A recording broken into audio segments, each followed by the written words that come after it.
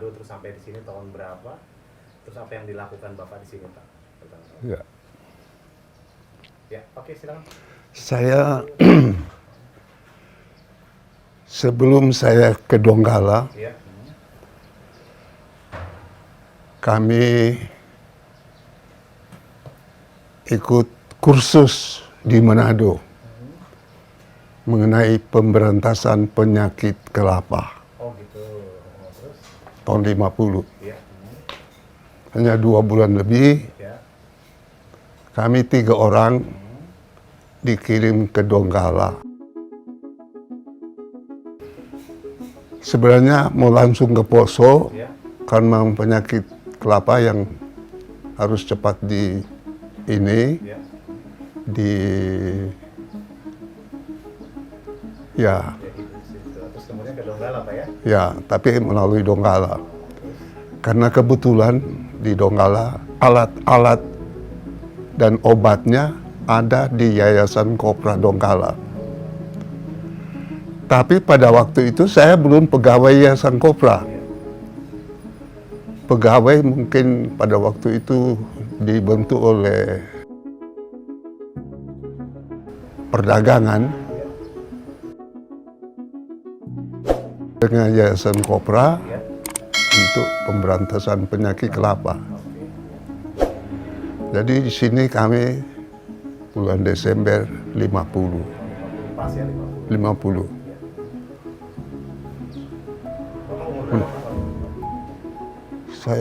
Saya lahir 33. Jadi kalau 50 baru sekitar 27 tahun. Belum. Belum sampai ya?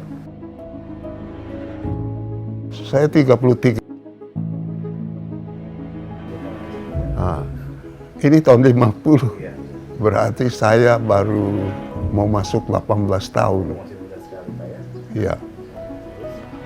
Terus kami berangkat ke Poso, melakukan tugas yang kami ikuti kursusnya. Iya. Hampir 1 tahun Iya. kami menyemprot dan ya obat yang ditaruh di akarnya, semprot daunnya, kami lakukan di Poso. Barangkali ada 8 bulan pada waktu itu. Terus kami diminta ke Parigi. Dari Parigi, daerah Tinombo, Palasa. Habis kami di sana, kami dipanggil oleh Yayasan Kopra Donggala. Karena ada berita harus ada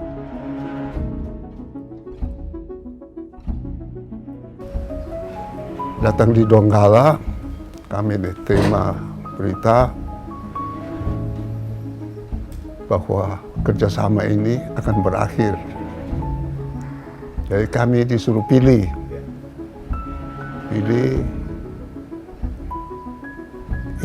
masuk ke Departemen Perdagangan atau ke Yayasan Kopra.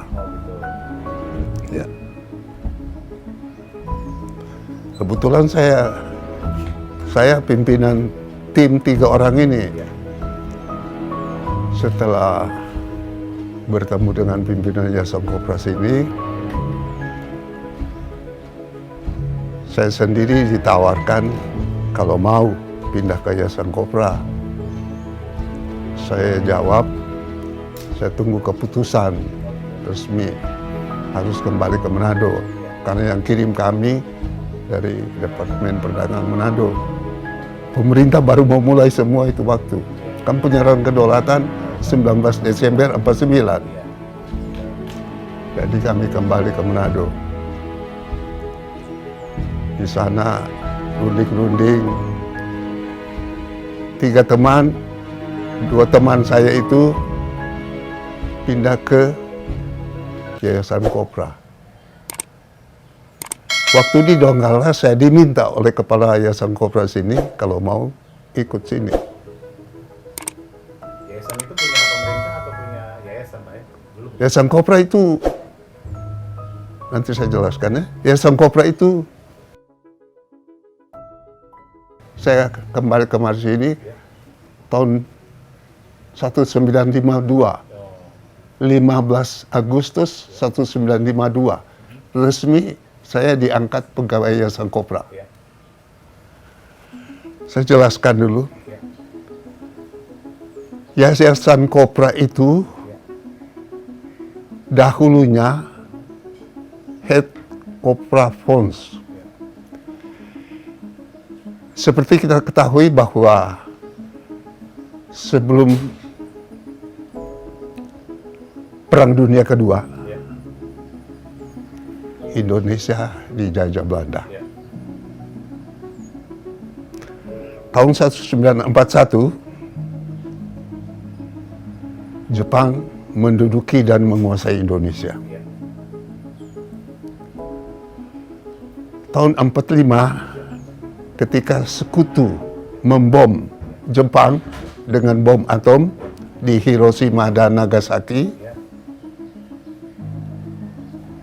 Jepang menyerah, begitu juga Jepang di Indonesia.